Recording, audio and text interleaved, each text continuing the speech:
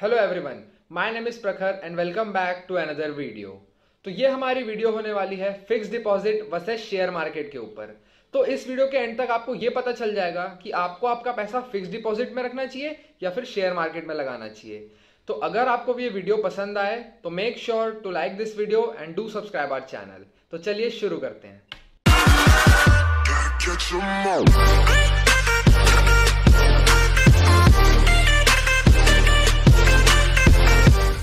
तो इन दोनों का कंपैरिजन हम करेंगे 4 फैक्टर्स के थ्रू। So the first is risk. तो FD is almost risk free until and unless पूरा बैंक ना डूब जाए, जिसके चांसेस बहुत कम है। And also it is not dependent on market fluctuations. वो मार्केट फ्लक्चुएशंस पे डिपेंड नहीं होता। दैट्स वाई आपको वहां पे एक फिक्स्ड रेट ऑफ इंटरेस्ट मिल जाता है, वो भी risk free. Okay, and now talking about stocks. Stocks are riskier then FD because वहां पे आप कंपनीज पे पैसा लगाते हो और कंपनी ऊपर भी जा सकती है, कंपनी नीचे भी जा सकती है।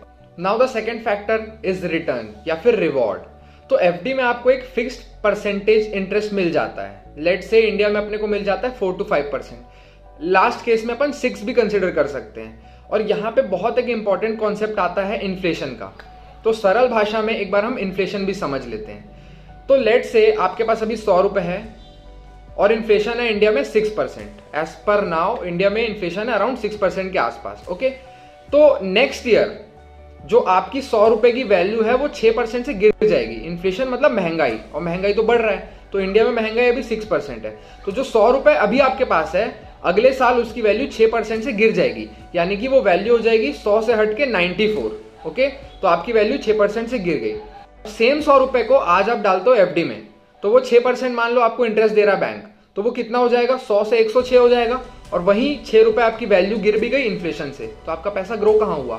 एफडी में 6% बढ़ गया और यहाँ पे इन्फ्लेशन के कारण 6% वैल्यू भी गिर गई, तो आपका पैसा तो ग्रो नहीं हुआ। तो दैट्स वाई इन्फ्लेशन के कारण एफडी में आपका पैसा ग्रो नहीं होता है। Now talking about stocks. तो अगर आप अच्छे फंडामेंटली स्ट्रॉन्ग कंपनीज में लगाते हो तो आप easily 12 to 15% per annum generate कर सकते हो रिटर्न्स। ओके, अब आप किसी भी रैंडम स्टॉक में लगा दोगे और बोलोगे यार मेरे को 12 to 15% रिटर्न बनना चाहिए, तो ये बिल्कुल गलत बात है। आप हाई सीएजीआर कंपनीज में लगाते हो, हाईली स्टैब्लिश्ड कंपनीज में लगाते हो, स्ट्रॉन्ग फंडामेंटल कंपनीज में लगाते हो, तो आप easily 12 to 15% per annum generate कर सकते हो। Okay, the third factor is tax. तो in fix deposit you are taxable according to your tax slab. आपका जो टैक्स स्लैब है सपोज 20% है और बैंक आपको 6% पर एनम का इंटरेस्ट दे रहा है फिक्स डिपॉजिट पे, तो 1.2% का तो आपको टैक्स देना पड़ गया। ओके, तो आपका नेट रिटर्न कितना हुआ? 4.8%।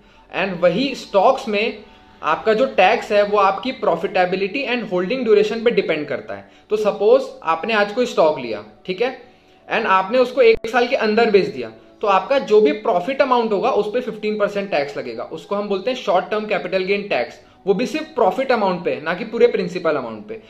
एंड सपोज आपने आज कोई स्टॉक लिया एंड उसको 1 साल बाद बेचा, तो अगर 1 साल बाद आपका प्रॉफिट का अमाउंट 1 लाख को एक्सीड करता है तो आपको प्रॉफिट के अमाउंट पे 10% टैक्स देना पड़ेगा।